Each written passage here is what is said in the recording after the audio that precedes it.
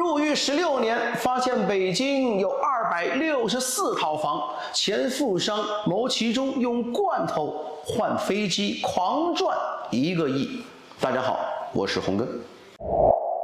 他曾经3度被判入狱，本以为自己一贫如洗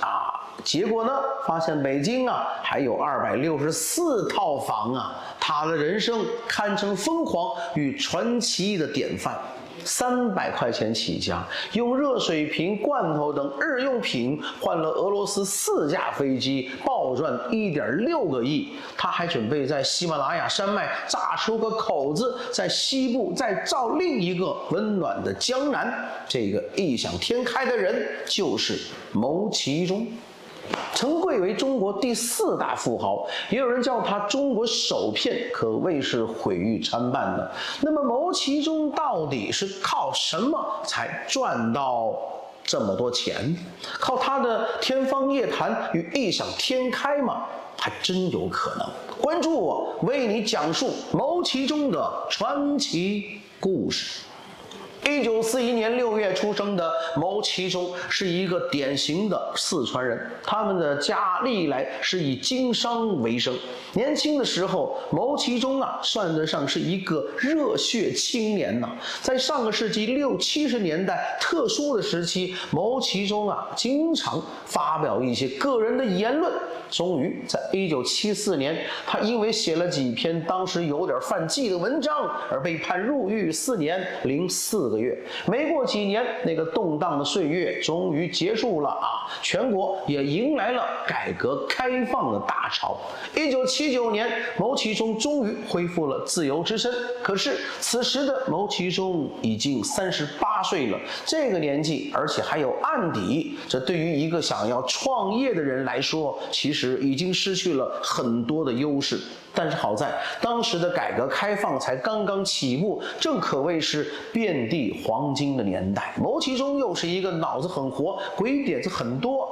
不甘寂寞的人，于是他开了一个商场，第1年就赚了8万元的利润。在那个年代1年赚8万块钱，那是非常非常了不起了。他赚钱的秘诀就是利用信息不对称来赚取差价。比如他从重庆的一家兵工厂以极低的价格购买了一批铜制钟表，然后拿到上海去转手卖掉，就可以轻松赚大钱，而且获利颇丰。但是没过多久，牟其中低买高卖赚差价的行为就被很多人看不过去了。于是1983年，他又被扔进了监狱。当时有个特殊时代背景下的罪名，叫做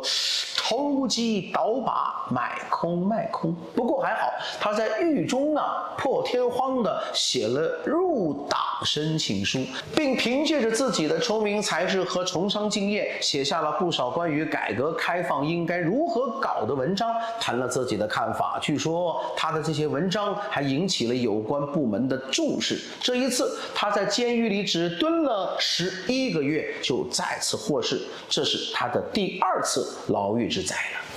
这一次出狱之后牟其中就不甘心继续留在四川了，而是准备走出四川盆地，到外面的世界去闯一闯。他来到了当时最年轻的经济特区海南，创立了南德集团。之后呢，又先后去了深圳、天津和北京。南德集团想当年也是非常有名的企业了。牟其中把南德集团打理的是井井有条，自己也因此呢赚到了不少钱，并于1995年位列福布斯中国内地富豪榜的第4位。这段时间的牟其中着实风光了好多年，也让他成为全国家喻户晓的人物。可没想到的是，他的成功也同时引来了巨大的争议。有人更是直言，牟其中根本就是一个超级大骗子，可谓是毁誉参半。所以说，牟其中是我国改革开放后一个标志性的企业家，他是那个时代勇于创新、敢闯敢试的第1代企业家。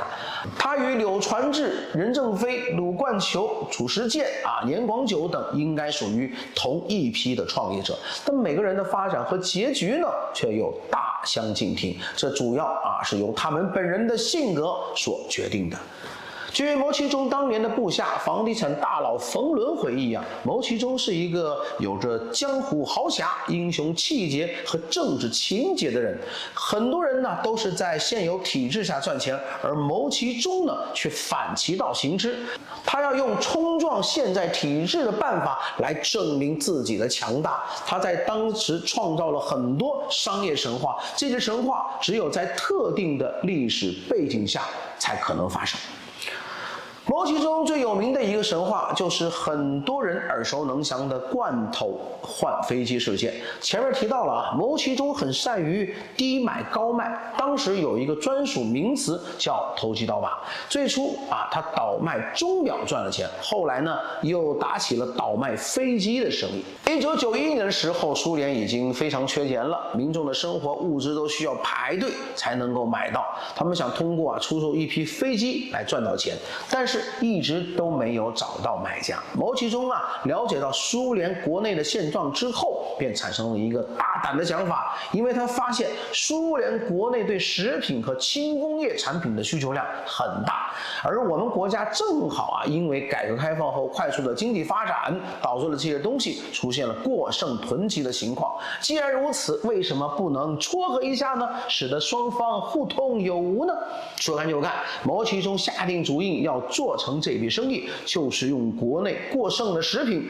工艺品去换取苏联的大飞机。但是当时牟其中旗下的南德公司规模很小，绝对拿不出那么多的钱去买飞机。牟其中呢并没有打退堂鼓，而是苦思冥想，终于想出了一个好办法，那就是自己最擅长的赚差价。自己本身并不出现，而只是起到在买卖双方之间牵线搭桥的作用这样就可以空手套白狼了。现在卖家已经有了，那就差买家了。于是他开始四处奔走，到处问询，寻找买家。最终他找到了四川航空。当时四川航空刚刚成立没多久，业务发展却很快，正在发愁呢，没有足够的飞机。而苏联的重工业实力非常强劲，生产的飞机对四川航空来说是非常有吸引力的，于是就同意了牟其中从中撮合。现在买家愿意买，卖家愿意卖，已经可以成交了。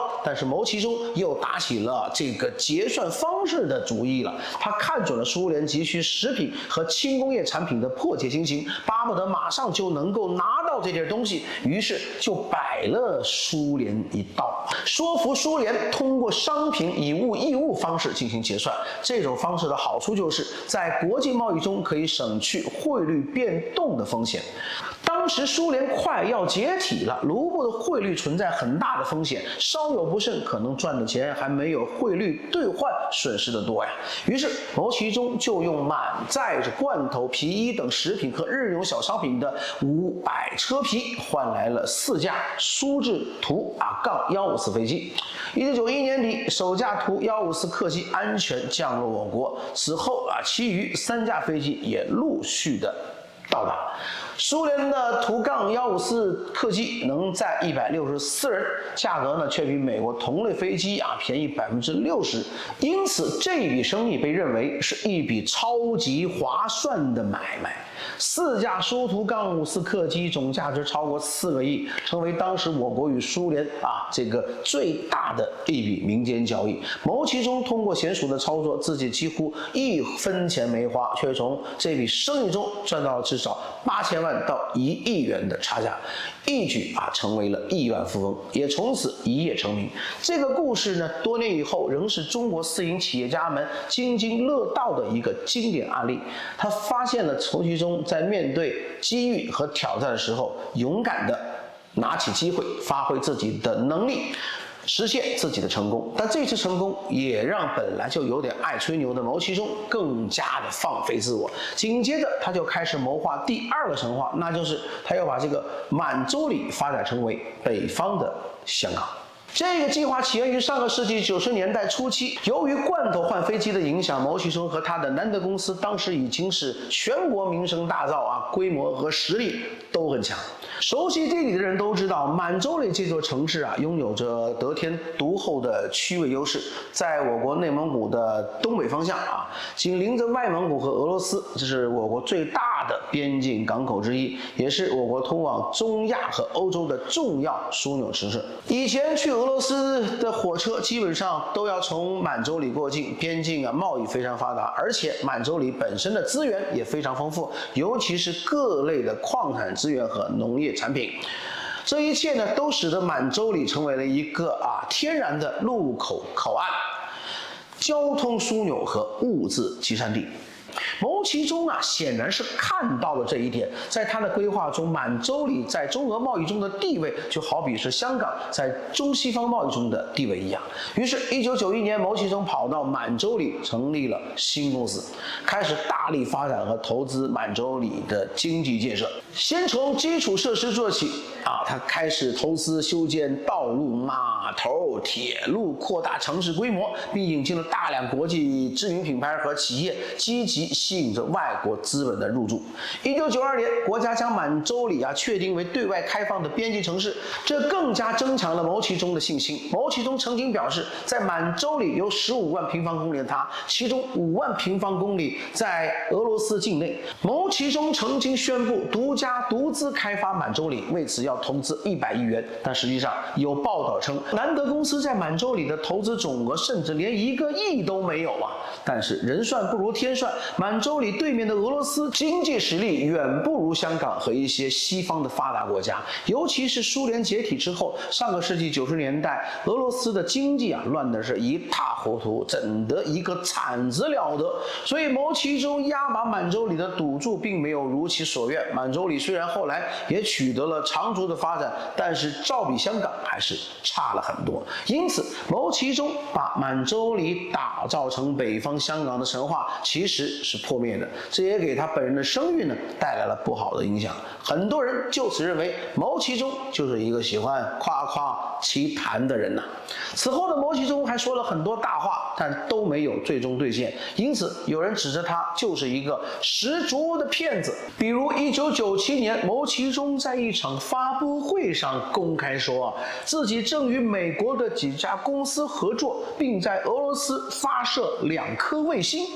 是不是真的不知道，但最终南德集团透露这笔生意只是卫星转发器的租赁买卖，而且由于其他生意出现差错，这个租赁权最后还被迫转让了。仅此一笔，牟其中至少亏损了3000万美元，当时大概折合人民币2.5亿元。再比如，同样是1997年，牟其中称要用6到8个月的时间生产出运算速度在10亿到100亿次的芯片。看看现在的华为就知道了，造芯片根本就不是一件容易的事儿。牟其中想用半年多的时间就造出芯片，那无异于是痴人说梦1994年，牟其中来到了陕西。当即一兴奋就表示要拿出50亿元投资陕北，听的是让人血脉喷张50亿元在90年代堪称是天文数字。但是牟其中很快就改口了，他说自己手中暂时是拿不出这50亿元如果信得过他的话，可以把国家下拨给陕北的扶贫资金拿给自己，由自己来运作，保证能赚到更多的钱。可见走到哪儿，牟其中都不忘空手套白狼的把戏。牟其中的这些神话最终大多数都变成了笑话。1999年1月初，因为涉嫌指使南德公司信用证诈骗，牟其中被警方带走。第2年，牟其中被判无期徒刑，并剥夺政治权利终身。之后经过减刑，2016年牟其中出狱，这是他的第3次牢狱之灾这一次服刑时间最长，长达16年。出狱之后，有传闻称现在已经改了名字，叫牟其中了。也许是想跟过去的自己告别吧，也许是想往事不堪回首。如今已经80多岁的牟其中，基本上已经是销声匿迹，再也没有能力东山再起了。不过，当牟其中出狱之后，也有一个意外收获，那就是他以前在北京开公司最有钱的时候，为南德公司的职工建设的宿舍楼，一共多达264套房间。当年这些房子由于位置并不在市中心，因此不值几个钱。但是牟其中在狱中的这16年，正是北京房子价格飞涨的时候。所谓的房地产黄金10年，让牟其中的房子给赶上了。出狱之后，这264套房子，按照目前的市价计算呢，至少也得10个亿呀。不过，由于当时的房屋产权登记没有现在这么完善，目前这些房子还不能够由牟其中直接支配。听说牟其中正在积极的争取对这些房子的这个所有权，希望最终对牟其中能够有一个好的结果毕竟现在他已经是80多岁的人了，3次坐牢就超过20年，该遭的罪也都遭了，惩罚也受了，如今希望他能够安享晚年吧。好了，今天视频分享到这儿，我是洪哥，感谢您的观看，下期再见。